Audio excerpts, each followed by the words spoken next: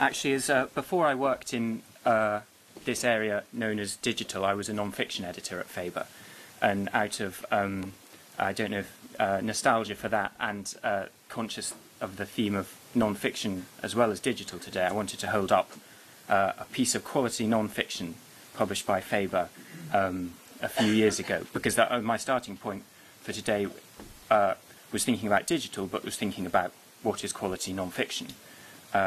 Having worked on that at Faber, it's about teasing out stories, whether it's from a naval historian or a biographer or a popular scientist.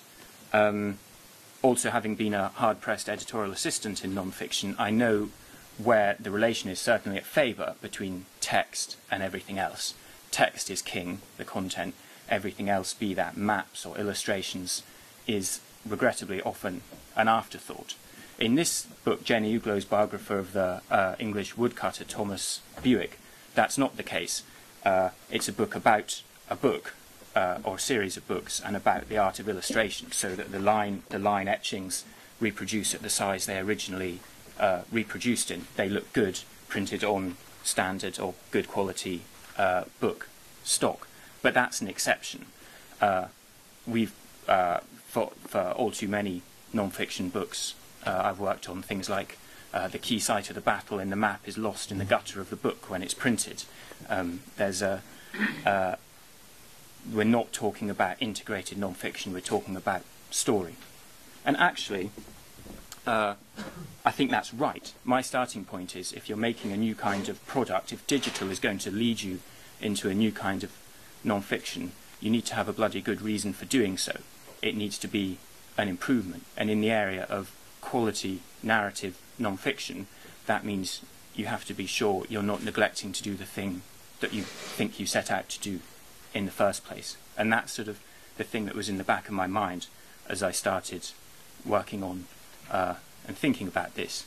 It's led actually to a totally new kind of project, which I will talk about briefly. Marcus will tell you more about during his talk. But I do think our new project answers Jim's earlier question of what is an example of a successful attempt to do something that's beyond a book. And our solar system for iPad, I think, is something that was that. Before I go on to that and the learnings, the broader learnings, because I certainly don't want to just talk about one project, I thought I would have a go at answering my own assertions from my very short questions in the programme. I started with, are apps just the latest gold rush? What has substance?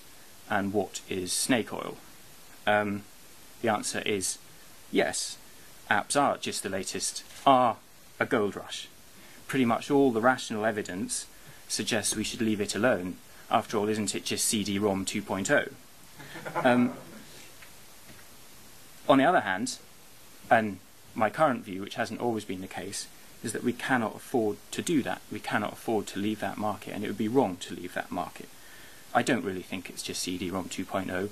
I think there's no question to me that apps are a phenomenon of our age that in one form or another will only grow, and the question is, what can be a publisher's role in that universe? There is snake oil, but it's perhaps just more around the edges. It's in how you approach it and who you approach it with.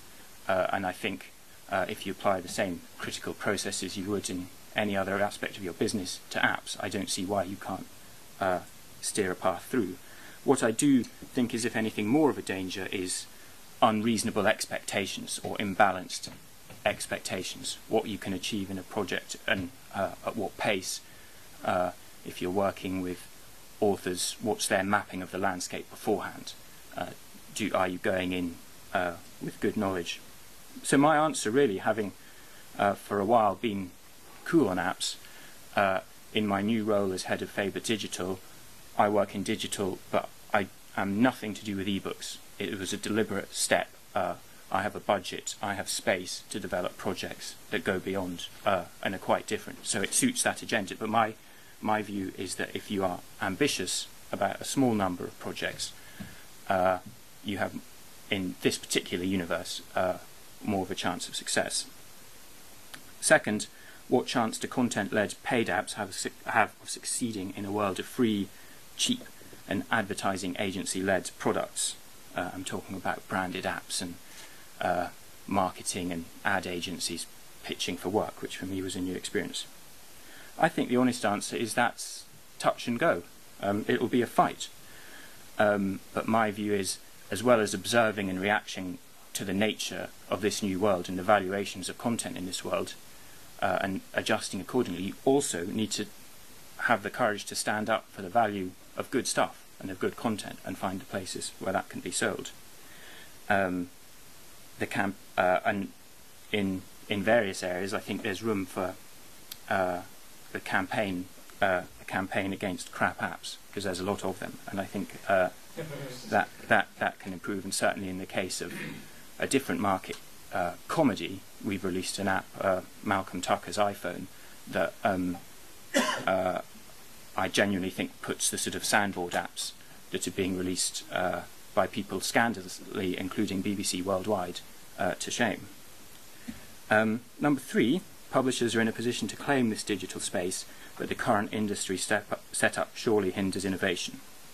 I think that's true, but it's changing. I think any publisher should be looking at the various startups from inside or outside publishing and learning and trying to keep pace or adapt or just be conscious of what's going on.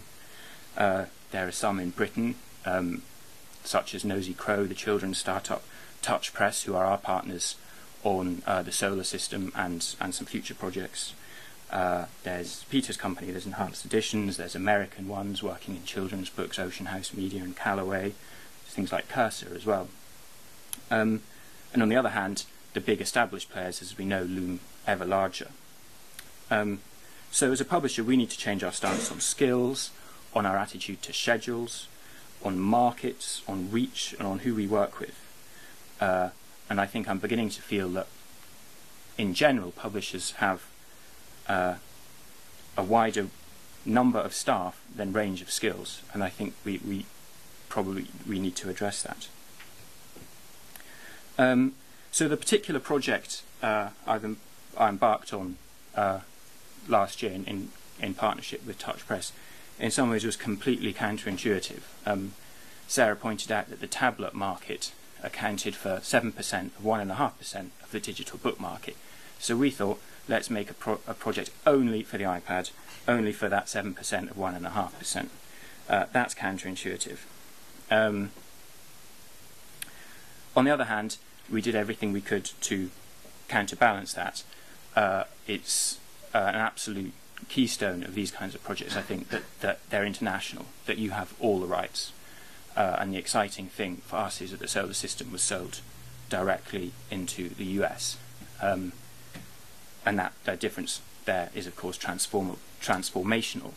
We were very fortunate in that Apple featured the app as its App of the Week in the US, the biggest promotional slot of the lot, and at one point 10 days ago the app was the third highest grossing iPad app in America across all categories, and both there and here it overtook, for about a week, overtook Angry Birds, which was to my great satisfaction. Oh, I love Angry Birds.